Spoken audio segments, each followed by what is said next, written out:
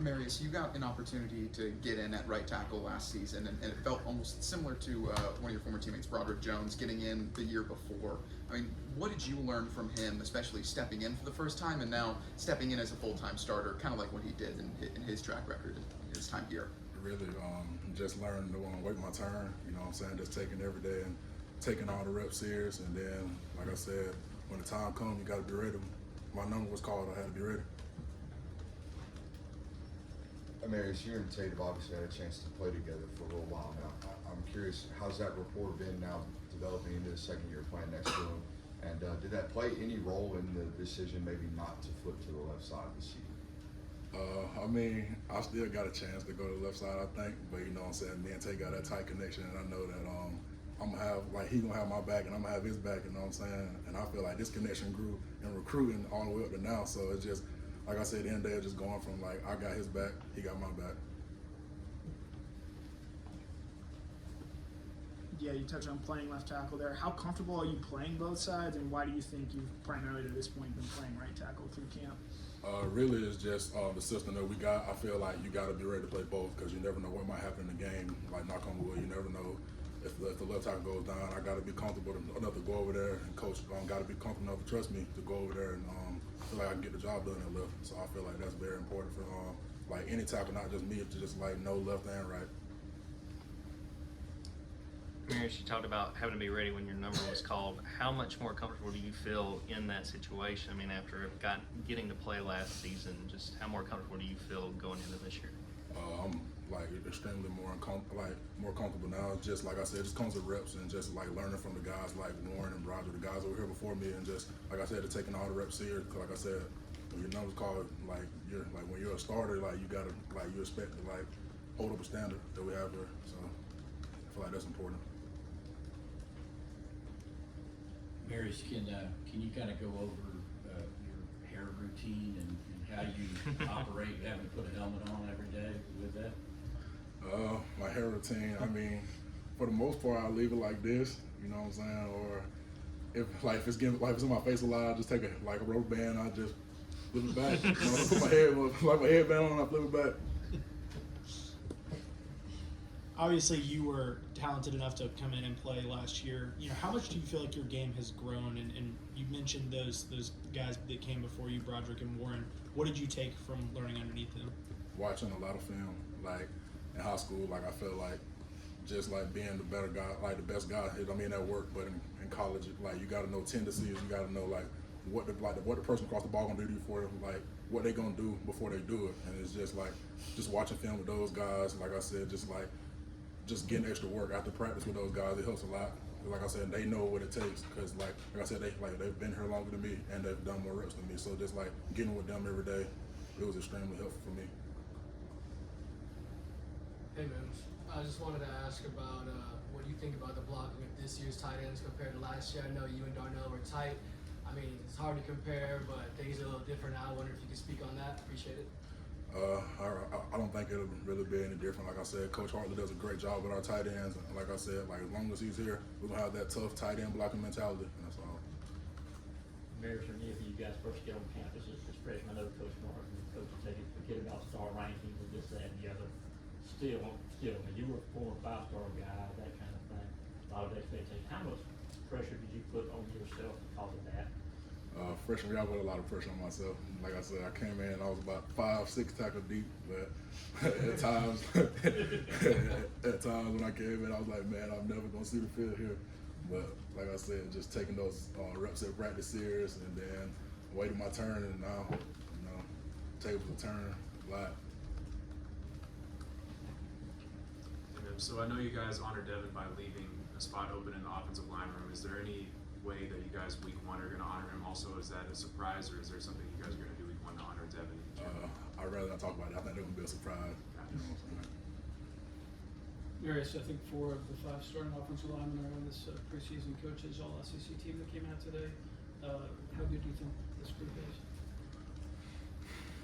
Oh man, this line this year is very special. We got a 2 deep that I feel like is just real good. Like all five positions up front, just the ones group and the twos. It's just a good group of guys. Like I said, like we just like accept the coaches, like Coach Searle's challenge every day of just coming in with the right mindset, playing with effort, having the right attitude, and like when we're like that, it's just watch out. That's all I gotta say. I just wanted to ask if the Joe Moore Award is inspiring y'all this year. I know there's a lot of controversy around that with other teams getting it. Just wanted to ask about that. To a certain extent, I mean, everybody on the O-line would love to have the Joe Moore Award trophy at the end of the day. But now all we can do is just take it day by day, doing like controlling what we can control. And if that's the result at the end of the season, so be it. I mean, that's what we're working for. But just taking day by day. Marius, what have you seen from Ernest with another year in the program under his belt and just how far he's come? I saw a guy that's just growing mentally and physically, just going in every meeting, taking notes, asking questions, which is important. Like I said, like freshman year, like I said, you're just trying to find your ways in and out of the program, and it's just with him, just seeing him mature, like mainly more off the field, it's just big, especially with him. If I'm not mistaken, you have 2 national championship rings. Looking forward to this season, there's a lot of expectation, but are you going to be disappointed if you guys don't win it all again?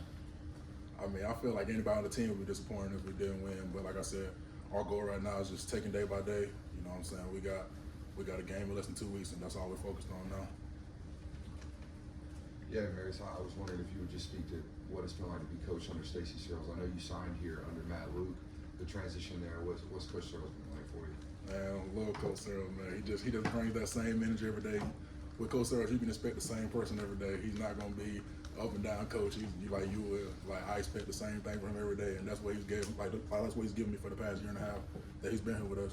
Like consistency, and that's big with us.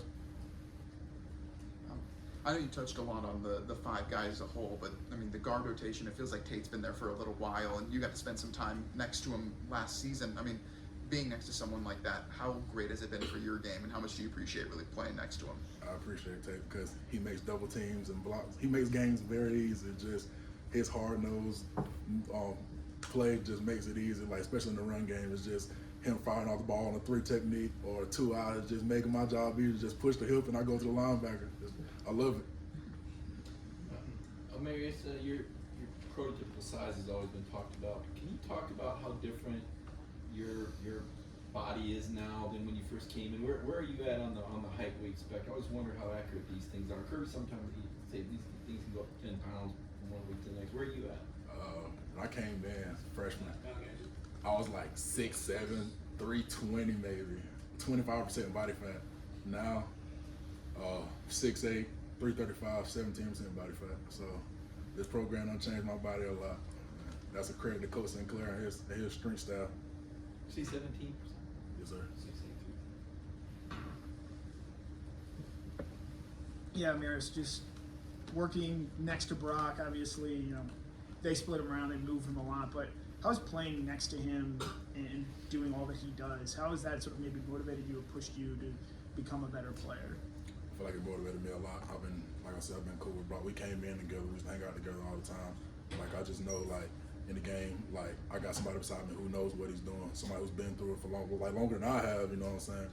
He's been playing a lot longer than me, and just like I said, just like right now, we're just working on just building their relationship of like just basically the calls, where the points are, and all that good stuff. And all we can do is just like keep building on that relationship, and just as we keep going forward, really.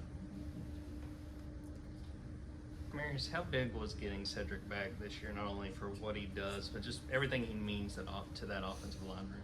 Man, Ced means not just the offensive line, but the team. Like I feel like Ced is like literally our like team leader in my opinion, just because like he's the vocal guy when things aren't going good, or when things are going good, he's gonna be the first guy to step up, and be like, hey, y'all, we need to do this better, or we're doing this good, keep it up. And I feel like that was like one of the biggest pieces in my opinion of our team, like that he came back, and I'm just proud and glad that he did, because he's one heck of a player. I say that. You mentioned feeling good about the 2 deep there. You know, how important is it to have a rotation on the offensive line? Because it feels so common at other positions, but not necessarily something you necessarily see on the offensive line around the country. I feel like like building like a 2 deep depth is just basically like it just comes with like coach trusting in you enough that you can go out there and get the job done. And I feel like that we have that is just really like you're not supposed to get tired, like the coach says, but if you do, it like gives coach faith. Okay, I feel like if he's tired, that guy can go in and like no fall off. So that's very important. Take two more questions.